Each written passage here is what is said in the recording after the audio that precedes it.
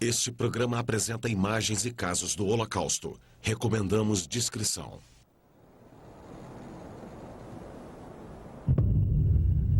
No fim de tudo, eu sei que vou para o céu. Porque já estive no inferno.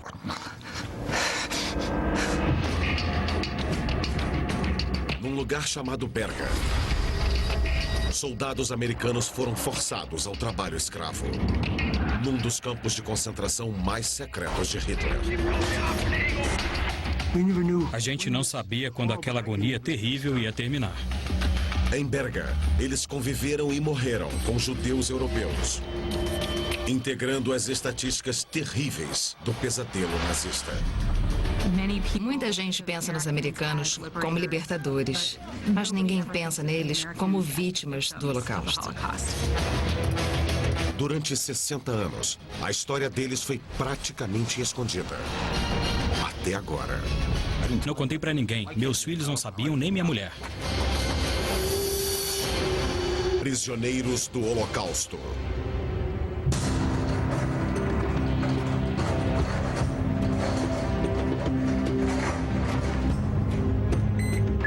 No Memorial do Holocausto dos Estados Unidos, artefatos recentemente descobertos estão sendo preservados.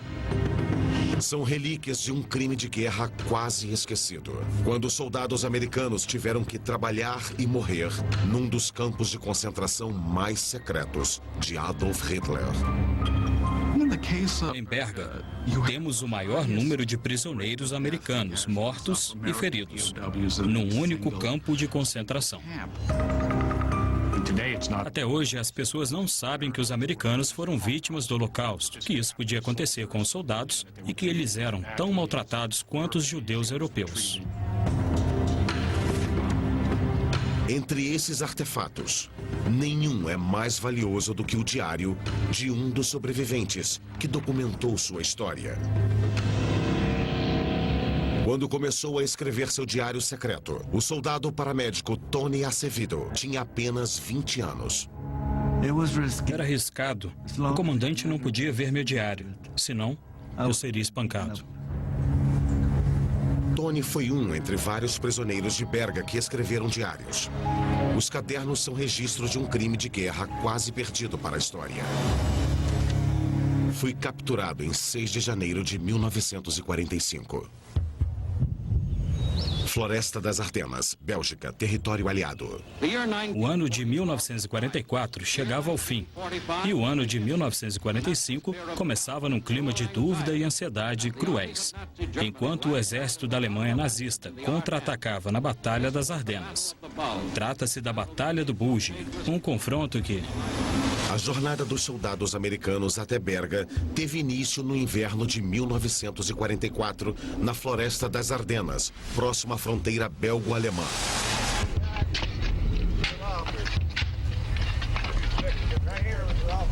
As Ardenas eram o setor mais tranquilo do fronte, com florestas consideradas tão densas que nenhuma ofensiva alemã poderia ocorrer aqui.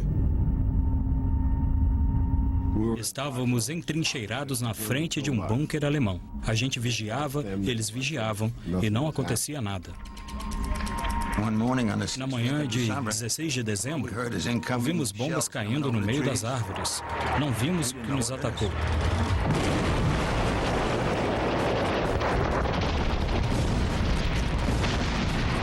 Tanques de guerra e 250 mil soldados alemães pegaram os americanos completamente desprevenidos.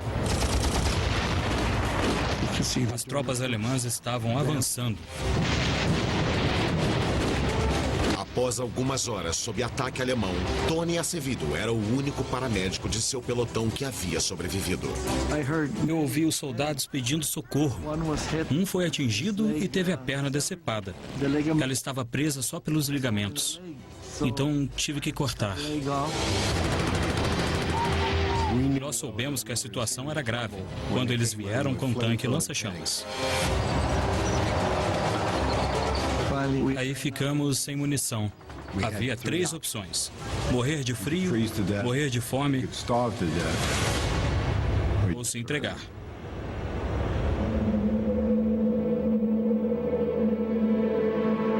Batalha do Bulge foi a maior derrota do exército americano. Quem foi capturado sentiu na pele a dura mudança de guerreiro para prisioneiro. Eles nos mandaram tirar as botas. Descemos a montanha descalços na neve. A neve chegava até a cintura. Eles nos colocaram em fila e nos fizeram marchar na retaguarda. Lembro que eu estava morrendo de sede e saí pela fila para pegar um pedaço de gelo. Consegui, mas levei minha primeira coronhada. Um guarda alemão me bateu para valer. E eu percebi que minha vida tinha mudado completamente. E que eu não tinha nenhum controle.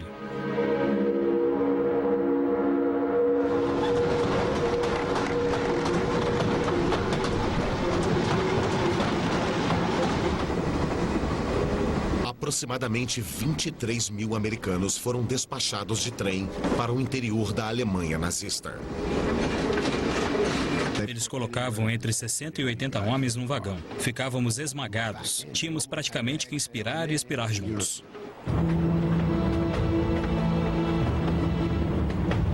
Como se tratava de uma carga sem valor, eles passaram dias no vagão.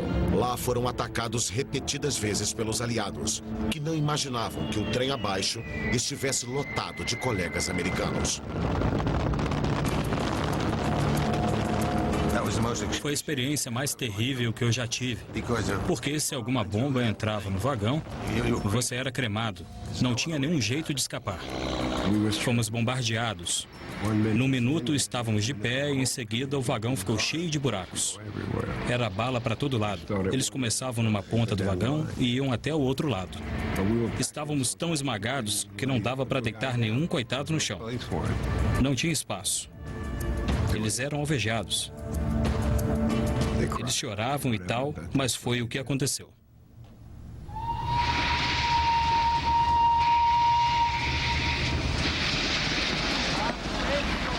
Logo, os prisioneiros chegaram ao Stalag 9B, onde ficou claro que seriam classificados pela religião. Os americanos tiveram que agir como recepcionistas. A gente se inscrevia quase como se estivesse num hotel, mas era diferente. Eles anotaram nosso nome, patente, número, etc. e a religião. Depois eles voltaram e disseram que na próxima chamada, os judeus deveriam dar um passo à frente. Muitos soldados esqueceram que traziam no peito a marca de sua religião. Estas eram as nossas plaquetas de identificação. No canto superior esquerdo, consta a letra H de hebreu. Isso foi feito com a ideia de que, caso você morresse em combate, eles saberiam qual é a sua religião e poderiam pôr uma cruz, uma estrela de Davi ou o que fosse no seu túmulo. Muitos chefes de dormitórios instruíram os americanos judeus a esconder a religião, mas as plaquetas de identificação poderiam entregá-los. Eu estava cheio de guarda alemão em volta. Eu não podia simplesmente jogar aquilo fora. Eu tinha medo de que alguém pegasse as plaquetas de identificação e percebesse. Começaram a nos chamar pelo nome. O que estão chamando? O que é isso? Estão chamando pelo nome. E parece que a maioria é de judeus. Eu tinha muitos colegas que eram antissemitas. No meu batalhão eram vários. Tinha um especial que eu não gostava. Ele era de Connecticut. Era um cara alto, bonitão. Esqueci o nome. Ele disse para mim, não vá para lá.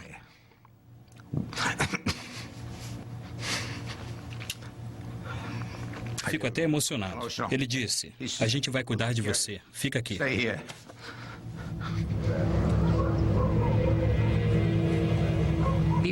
Os alemães tinham ordens para selecionar 350 soldados americanos para o trabalho forçado.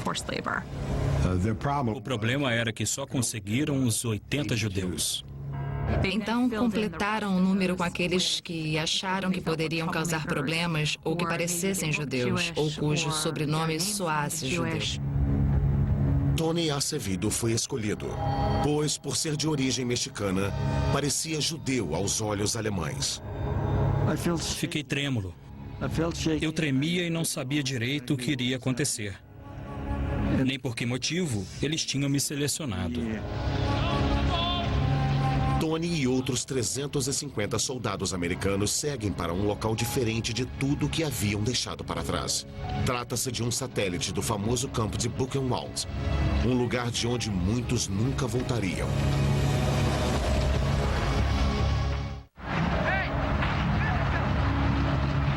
Quando os prisioneiros americanos chegaram a Berga, Dresden ainda estava em chamas após o bombardeio aliado, que matou dezenas de milhares de civis alemães.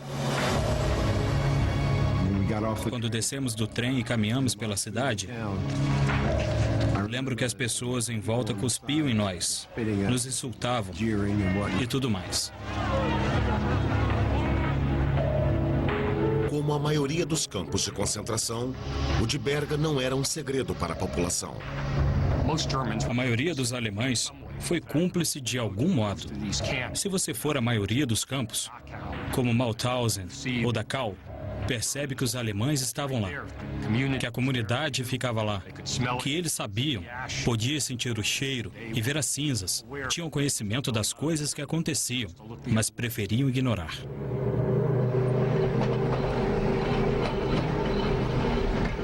Minutos antes de chegarem à estação, os soldados viram pela primeira vez os judeus que estavam no campo de concentração.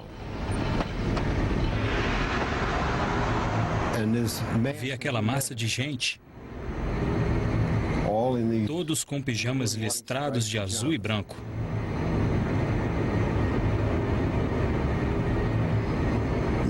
Os seres humanos mais magros que eu tinha visto. Eu nunca vi pessoas magras daquele jeito. E ainda vivas. O rosto delas era esquálido, mas os olhos eram imensos. E ninguém dizia uma palavra.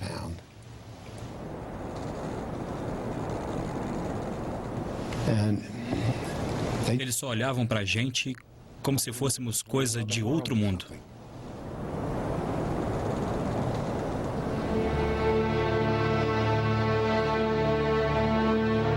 Paul Frankel, um judeu húngaro de 14 anos, conheceu os primeiros americanos quando trabalhava na cozinha do campo.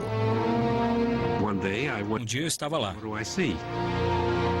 e eu vi prisioneiros de guerra americanos. Então nós levamos a sopa da cozinha lá para fora, para perto do portão. Ele não entendia inglês e eu não falava Yiddish muito bem, mas sabia o bastante para me virar. Ele perguntou se eu era judeu e eu disse que sim. Então ele me contou quem era e ele não conseguia acreditar que lá estavam os americanos, enfrentando a mesma situação que ele. Ver aquilo foi arrasador para nós, prisioneiros. Nós pensamos, meu Deus, se prenderam até os americanos, então estamos perdidos. Eles pareciam seres humanos. Não eram como nós. Não parecíamos mais humanos.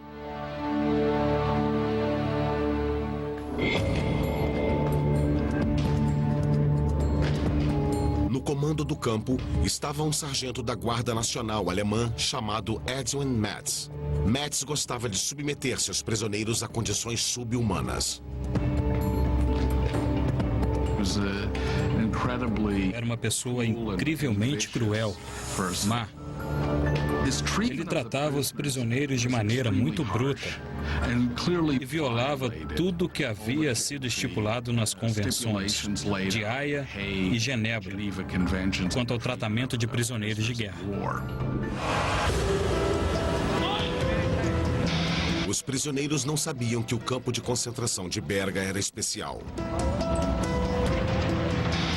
Ele fazia parte de um programa secreto que usava escravos para construir fábricas subterrâneas de mísseis, caças e combustíveis sintéticos. Eles iam criar uma usina de hidrogenação para transformar lignito em combustível, para manter os tanques, caminhões e aeronaves em funcionamento. eram as armas milagrosas de Hitler. Armamentos com os quais o Führer acreditava que mudaria o rumo da guerra. Logo depois da chegada, os americanos foram levados aos túneis de Berga.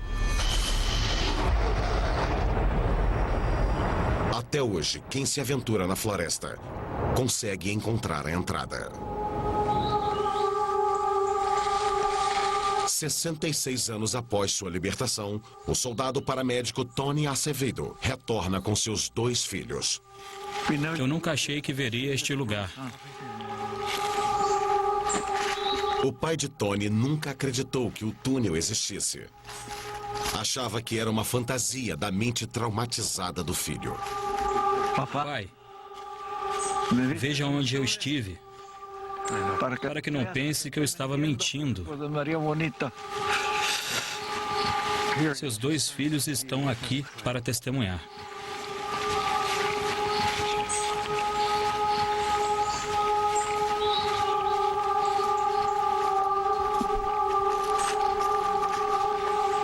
O túnel fica ali.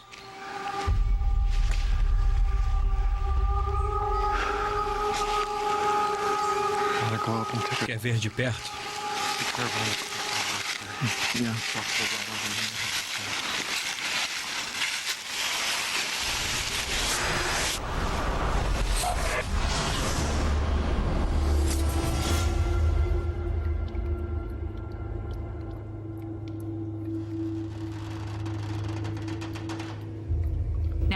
Na época, eles não sabiam direito porque eram obrigados a fazer aquilo. Alguns rapazes disseram: para que esse túnel? O que eles querem? Achar ouro?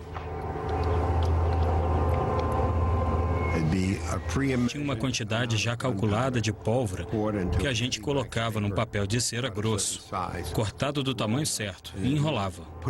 Aí a gente colocava vários desses explosivos em cada buraco para estourar. Tínhamos que entrar lá antes que a poeira baixasse. Eles mandavam a gente recolher as pedras, colocar no carrinho e jogar no rio. Durante esse tempo todo, tinha alguma coisa para comer? Nada. Eles não serviam comida nenhuma aqui no túnel, nem mesmo água. Inalando toda aquela poeira e fuligem, trabalhando com explosivos, estando extremamente desnutridos, eles ficavam exaustos. Nós paramédicos éramos chamados para levar os colegas que estavam morrendo sufocados pela poeira. Eu os carregava e eles eram mandados de volta para o alojamento. Foram ficando cada vez pior e vomitavam. Alguns rapazes tinham tosses terríveis, alguns cuspiam sangue. É incrível a rapidez com que perdemos as forças.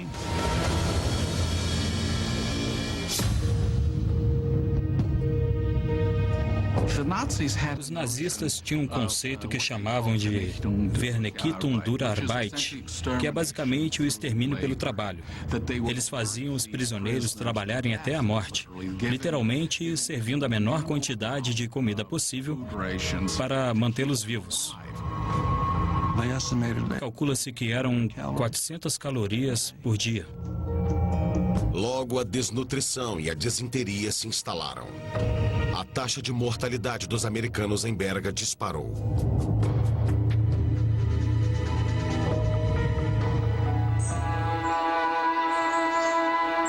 Perto da cidade de Berga, ainda existe o último alojamento. Mais de 200 soldados americanos viviam, dormiam e morriam neste espaço apertado. É. Parece familiar.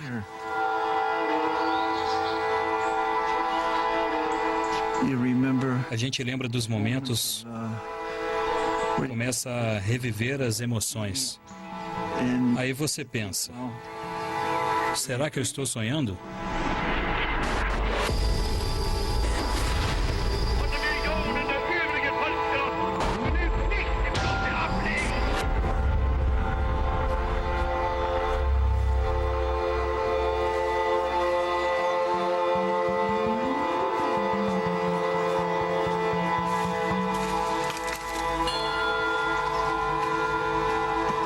Meu Deus, é aqui.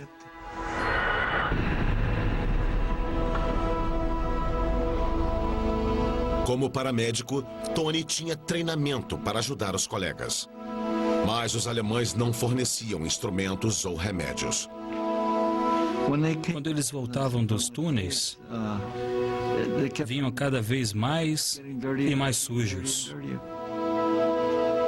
Então os piolhos foram crescendo cada vez mais. Quando a gente ia dormir, sentia eles rastejando. A gente ficava tão exausto que dormia direto, sem se importar. Eles picavam a gente, se alimentavam da gente. Eles comiam bem melhor do que a gente. Por fim, alguns americanos ficaram tão desnutridos que começaram a comer os próprios piolhos. O pessoal tossia muito e tal. Eles choravam, às vezes um deles chamava pela mãe. No começo você escuta tudo isso, mas no fim você já não ouvia, nem via nada. As coisas aconteciam à sua volta e você nem ligava. Só enxergava um pequeno túnel à sua frente. Só pensava nos minutos seguintes. Por mais que Tony implorasse, guardas como o sargento Metz obrigavam os americanos doentes a voltarem de novo para o trabalho. Depois de um incidente, o nome de um amigo, David Young, não sai da lembrança dele. Ele não aguentava mais entrar nos túneis. Estava fraco. Ele estava no alojamento. E eu pedi para um alemão, por favor, não deixe ele voltar, porque ele não aguenta, não consegue suportar mais. Então, o alemão buscou um balde cheio d'água, água gelada. Jogou nele e ele morreu instantaneamente. As condições eram muito difíceis para alguns rapazes.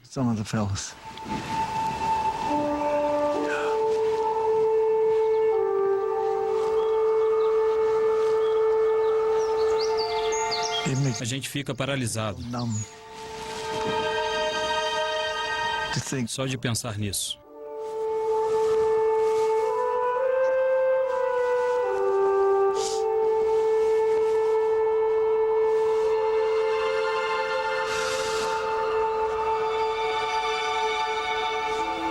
O silêncio faz a gente lembrar.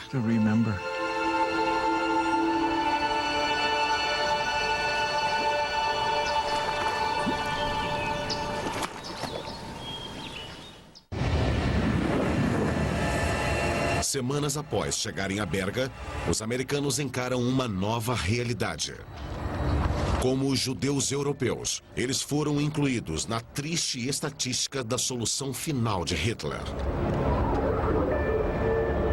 Mas para os judeus húngaros em Berga, a jornada rumo ao inferno começou muito antes, quando os americanos ainda não haviam chegado à Normandia.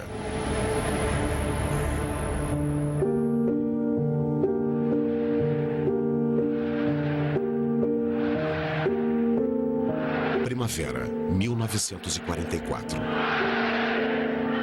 Der sich als Träger seines besten Blutes fühlen und dieses Wissen zur Führung der Nation erhoben hat und entschlossen ist, diese Führung zu behalten, wahrzunehmen und nicht mehr abzugeben. Meu pai tinha um radinho ligado a uma bateria e costumava ouvir Hitler gritando. Heute müssen wir Selbstmusterung halten und abstoßen, was sich als schlecht erwiesen hat. Und deshalb es lebe die nationalsozialistische Bewegung, es lebe Deutschland!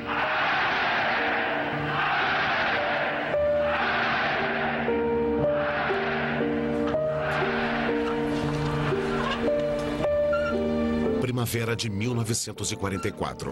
A Hungria é o último bastião judaico que resiste na Europa. Há lei antissemitas, mas os líderes húngaros não cumprem as exigências nazistas de deportação em massa, como a que houve no resto da Europa. Para jovens judeus como Paul Frankel, o relacionamento com os vizinhos gentios não poderia ser melhor. Eu estava sempre com eles.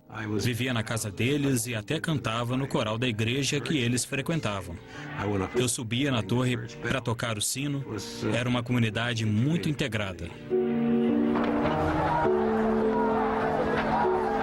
Em março de 1944, Hitler perdeu a paciência. Os fascistas húngaros estavam no poder. E o exército alemão ocupou o local.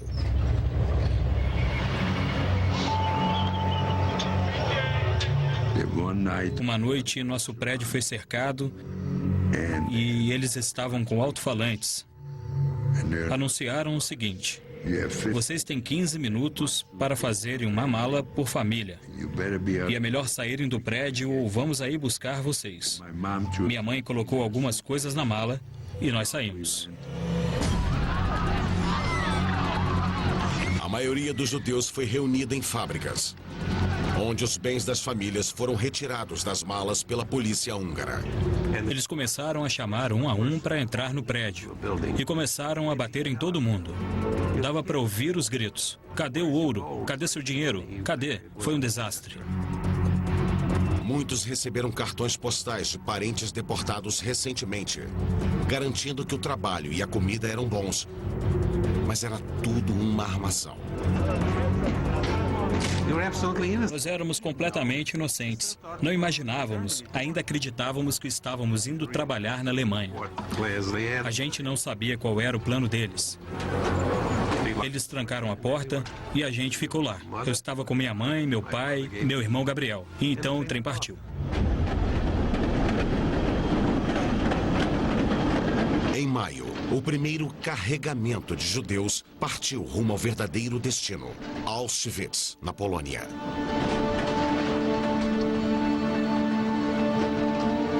Não tínhamos comida nem água.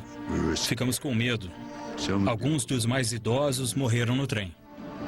Outros simplesmente perderam a razão, enlouqueceram.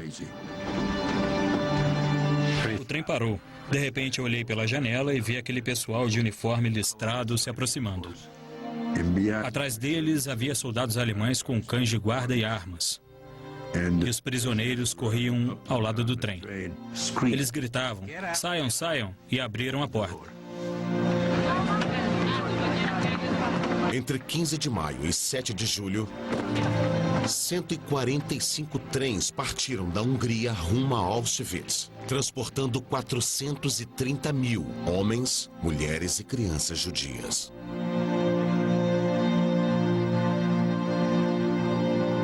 Eles diziam: vá para a esquerda, vá para a esquerda. De vez em quando diziam para a direita. Direita significava vida. À esquerda ficava a câmara de gás. Eu segurava a mão da minha mãe e fomos andando. Para minha avó e meu irmão, que tinham 11 anos, eles disseram imediatamente: vão para a esquerda. Eles mandaram minha mãe e eu íamos para a direita. Foi então que minha mãe me disse: Paul, preciso ir com sua avó e seu irmãozinho, porque tenho que tomar conta deles. Você agora é o adulto da família. E ela me abraçou. O senhor se despediu da sua mãe? Não. Não. Não, eu nunca mais a vi. Nunca. Mesmo após a seleção, a maioria não entendia a verdade por trás das chaminés fumegantes na lateral do campo.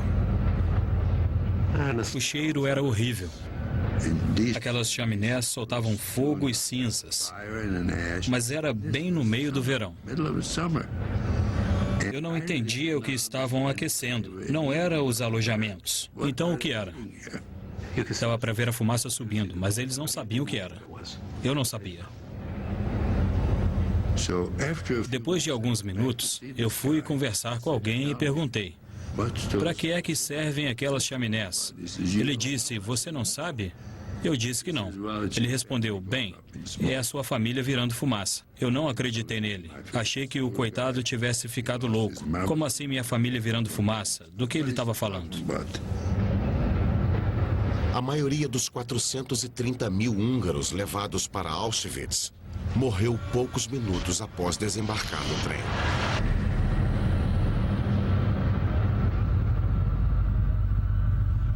Aos poucos sobreviventes, restava o trabalho forçado em Buchenwald e Berga.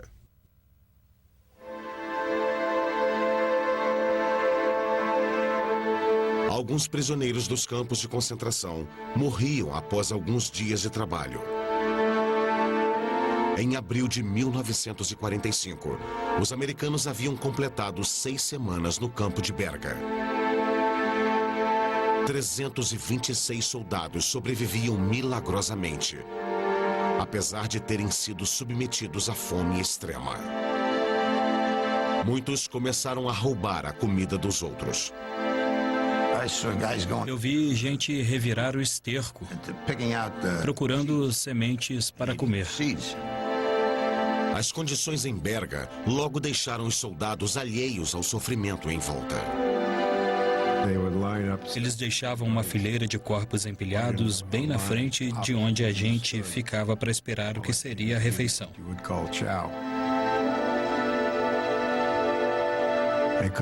Às vezes algum amigo seu estava caído lá, alguém com quem você tinha conversado um dia antes, mas você nem reparava, comia como se ele não estivesse lá.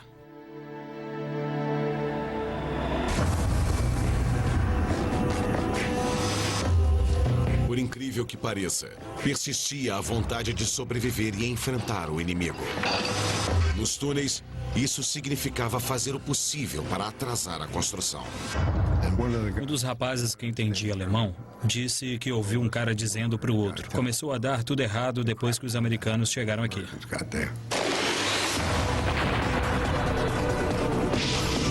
Quase diariamente havia explosões erradas feitas por sabotagem. Fora dos túneis, os soldados fraudavam acidentes que afundavam os carrinhos de mineração.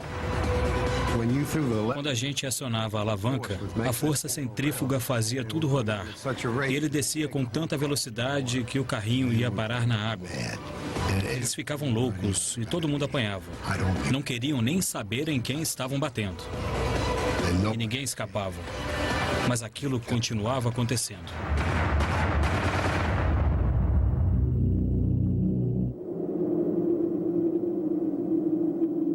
À medida que aumenta o número de mortos em Berga, os soldados americanos se desesperam. Mas como as tropas aliadas estão a caminho, os prisioneiros ajudam uns aos outros para que aguentem só mais um pouco.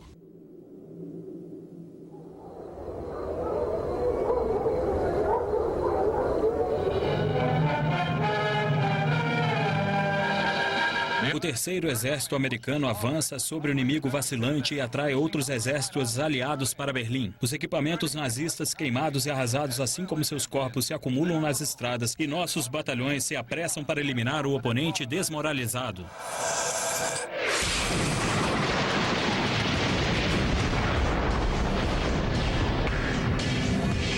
Os bombardeiros sobrevoavam todas as noites. Às vezes demorava 1 ou 2 horas para os aviões irem embora. No começo de abril de 1945, eles sabiam que as frontes estavam se aproximando e todos ficaram empolgados com a possibilidade da libertação. Os alemães decidiram obrigar os homens a caminharem numa marcha da morte para fora de Berga, para se afastarem dos aliados que se aproximavam. Na véspera da Marcha da Morte, os soldados haviam completado 2 meses em Berga. A maioria estava à beira de um colapso. Eles nos obrigaram a marchar. Os americanos também foram. Toda vez que alguém ia devagar ou não conseguia andar mais pela fraqueza, levava um tiro.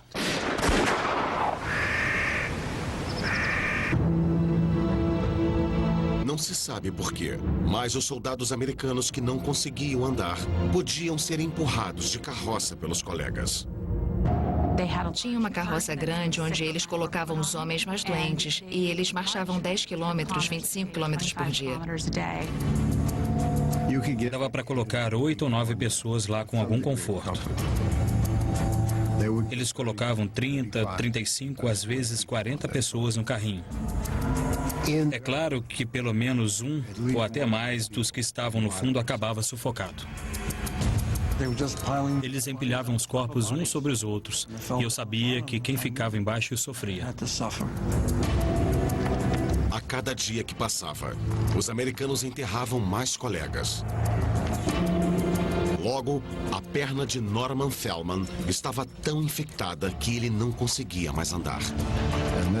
Naquele dia, quando eu acordei, minha bota tinha estourado e minha perna estava 5 vezes maior.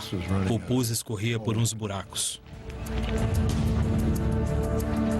Viajando numa coluna separada, os judeus de Berga sofriam ainda mais que os americanos. Não tinha comida. Então a gente comia folha de árvore, grama. A gente pegava a grama do chão e mastigava. Quando os prisioneiros europeus chegaram a uma subida íngreme, muitos não aguentaram. Pressentindo o perigo, Paul Frankel correu para a primeira fila e centenas de pessoas foram mortas atrás dele.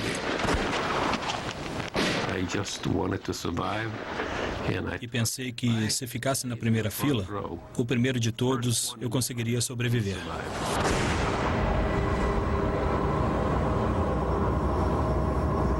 Horas depois, os americanos chegaram ao mesmo local. Nós vimos uma massa de pessoas mortas, com tiros, crianças, mulheres, pessoas inocentes. Deve ter sido a pior cena que eu já vi na minha vida inteira. Mas não era eu. –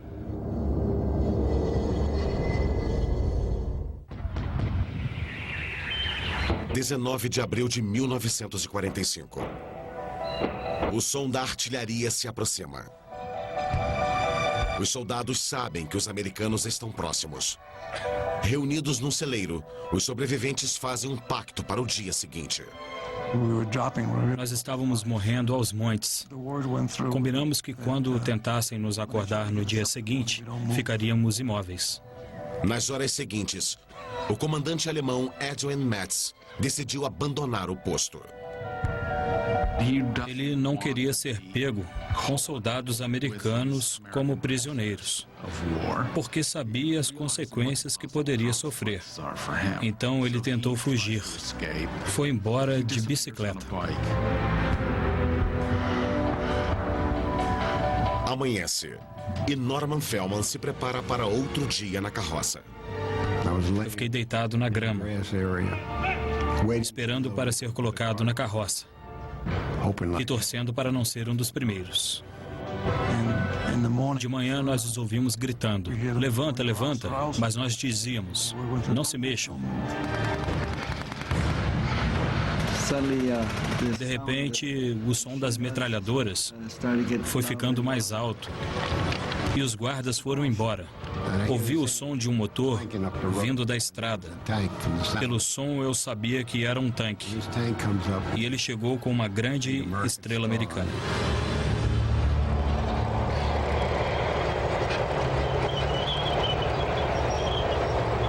Eu olhei bem e vi a estrela. Corri até lá, eles perguntaram: de onde você veio? Eu sou prisioneiro de guerra. Os soldados surgiram por cima da colina e eu olhei para eles. Era a melhor coisa que eu já tinha visto. Eram americanos. Eu estava livre. Eu estava em casa.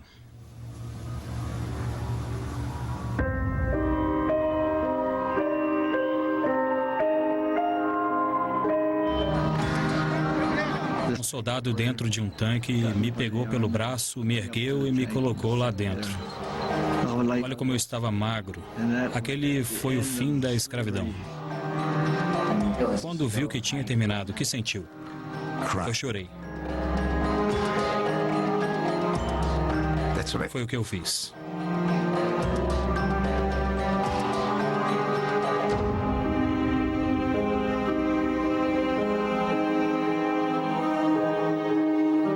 infestados de piolhos, muitos tinham perdido quase a metade do peso. A marcha de 200 quilômetros causou a morte de mais 49 americanos. Fui levado a um hospital em Paris. Eu me alimentava por um canudo, porque não conseguia colocar nada na boca. Só de tentar escovar os dentes eu engasgava. Apareceu uma mulher perguntando que prato de comida eu preferia comer. E eu disse ovo. Como você prefere? Eu respondi, do jeito que você puder fazer. Depois a mulher voltou com uma dúzia de ovos. 2 com gema mole, 2 mexidos, 2. Eles prepararam ovos de todas as formas para mim. Eu comi cada um deles. Enquanto os soldados se recuperavam, uma equipe forense americana seguiu para Berga com os diários deles para refazer o caminho da Marcha da Morte, localizar as vítimas e encontrar os responsáveis pelos crimes.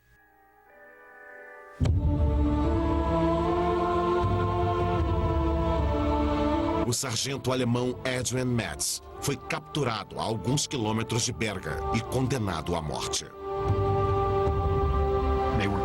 Eles eram condenados ao enforcamento, mas era comum no departamento de guerra a atitude de se concentrar mais nos soviéticos e aproveitar os nazistas que pudessem colaborar com estratégia ou ajudar nos nossos programas de mísseis ou foguetes. Ele foi condenado à pena de morte, mas depois computaram o tempo que ele já havia ficado preso e, como o julgamento demorou 5 anos, mandaram ele para casa, morreu de velhice. Eles voltaram para a família e tiveram uma vida normal de novo. Não deveria ter sido assim. Ele deveria ter sido fuzilado.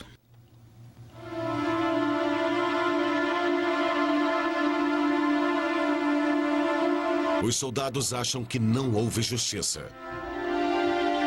Mas, graças ao diário de Tony, o sacrifício deles finalmente foi reconhecido. Hoje, Tony e Norman juntos visitam o memorial do Holocausto pela primeira vez. Tony, durante 50 anos, ninguém soube que serviu o exército. Muito menos que fui prisioneiro. Eu tinha vergonha, não queria contar para ninguém. A gente continuava.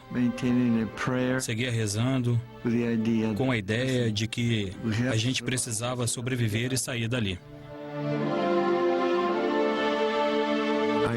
Quase não aguentei quando vi o vagão. Por algum motivo, me lembrou muita coisa que eu achei que tivesse enterrado para sempre.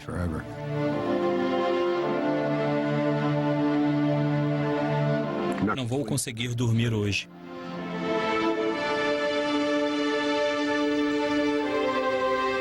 Os artefatos de Berga, como o diário de Tony e a plaqueta de identificação de Norman, serão exibidos aqui para ajudar o mundo a recordar uma história que estes soldados idosos nunca conseguirão esquecer.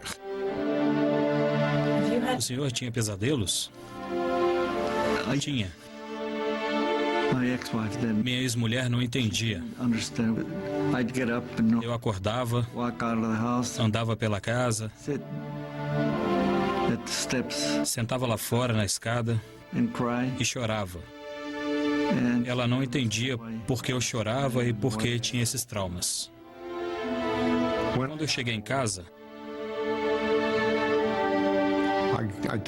eu disse para minha mãe, meu pai e meu irmão, que era 5 anos mais novo que eu eu iria responder qualquer pergunta que eles fizessem, que eu ia contar tudo o que sabia, mas que depois eu gostaria que eles não tocassem mais no assunto. A gente conversou durante 2 ou 3 horas. Eles nunca mais falaram sobre isso. Mas todo ano, dia 20 de abril, meu pai me mandava um cartão de aniversário. Foi o dia da minha libertação. Foi o primeiro dia do resto da minha vida.